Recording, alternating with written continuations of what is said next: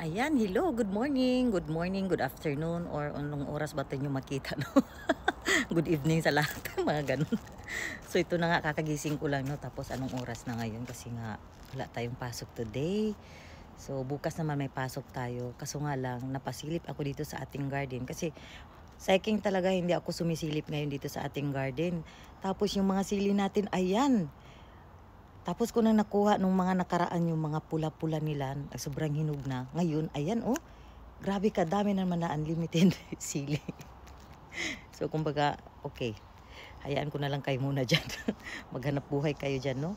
So tapos, natuwa lang ako kasi nga, 1 week pa lang tong tinanim ko yung aking mga garlic. Pero grabe, in fairness, ganun na sila kalaki oh. So yung garlic pala natin, no, tinanim natin sila dito sa lugar ng pinagtaniman natin ng mga sitaw. So ayan.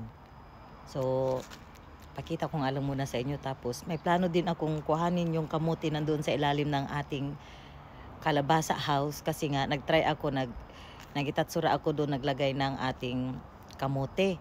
Titingnan ko kung mayroon ba siyang magkaroon ba siya ng laman. Ayun, puro ano-ano, no, Mario Joseph.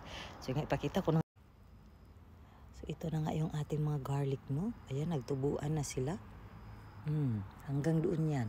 Hanggang doon sa may kahoy na inilagyan kong harang. Ayan. So pwede na to sa amin. Madami-dami na rin ito. Kasi yung tinanim ko last year na garlic, hanggang ngayon hindi pa namin naubos.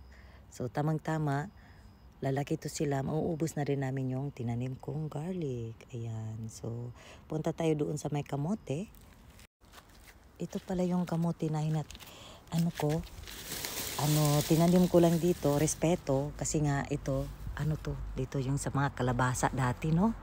Tapos ayan, patula na lang ang naiwan. So next year, hindi na ako magtatanim ng patula kasi hindi naman kumakain yung wating ko ng patula. Sige nga, hilain ko nga to kung mayroon ba itong bunga. Ay, wala pa akong guantes, oy. Sira na naman yung kuko. Ay! In fairness, binigyan niya ako na, ayan, bunga. Ay, pusyo. Ayan. Bawal palang magmura. So, ayan mo. Ay, in fairness, ayan. Tama lang itong ganitong kalaki. Gusto ko yung mga ganito kalaki lang kasi nga, in fairness, ha? Gaantay niya bunga, no? Limited blessing din sa atong garden kahit taglamig na. So ayan nga, hindi pa ako nakapag ng guantes, no? So ayan,